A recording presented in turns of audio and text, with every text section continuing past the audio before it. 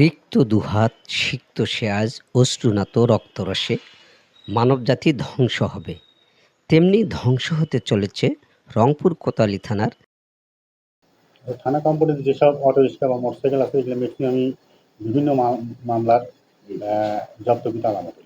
ঠিক আছে, এগুলা বিজ্ঞততে এই বিষয়ে মামলা চলমান আছে বা সব বিচারাধীন আছে। মামলাগুলো নিষ্পত্তি হওয়ার পরপরই আমরা এগুলা এই মালামালগুলো প্রায় অর্ধশত কোটি টাকার জব্দকৃত মালামাল, মাদক, হত্যা, ছিনতাই, চুরিসহ বিভিন্ন মামলায় জব্দকৃত প্রায় ৫ শতাধিক যানবাহন বছরের পর বছর পড়ে থেকে লোহায় জং ধরে জরাজীর্ণ হয়ে পড়েছে। মোটরসাইকেল, কার, জিপ, মাইক্রোবাস, যাত্রীবাহী বাস, বালুসহ ট্রাক্টর ও মালবাহী ট্রাক পড়ে আছে মামলার বেড়াজালে।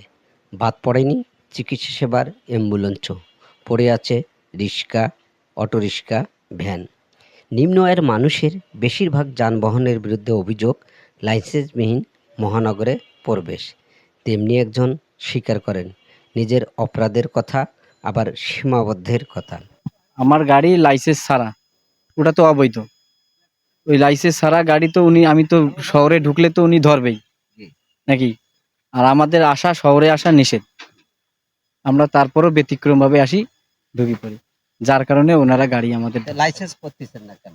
লাইসেন্স আমরা তো সহজে লাইসেন্স পাচ্ছি না, যার কারণে তো লাইসেন্স মনে করেন যে লাইসেন্স আছে, সেটা লাইসেন্সের দাম অনেক বেশি। কত বেশি? মনে করেন যে আমি কিনে নিছি, আর এক ভাই আমি বিক্রি করবো, আর এক ভাই নেবে 1,70,000 টাকা, 60,000 টাকা। এইসব ছোট ছোট যানবাহন দিয়ে আবার বড় অপরাধও সংগঠিত করা হয়েছে।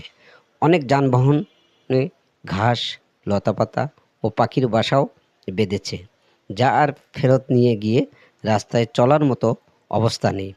জরাজীর্ণ যানবাহনের স্তূপে থানার সৌন্দর্যকে বিলীন করে দিয়েছে। সবাই মুক্তি চায়, যেমনি গাড়িওয়ালাগুলো রাস্তায় চলতে চায়, যাদের গাড়ি তারাও ফেরাতে চায়, আবার থানা কর্তৃপক্ষও ফেরত দিতে চায়। এরকম চিত্র বাংলাদেশের প্রতিটি থানা ও আদালত পাড়ায়। বাধা একটাই, মামলার দীর্ঘ শত্রুতা।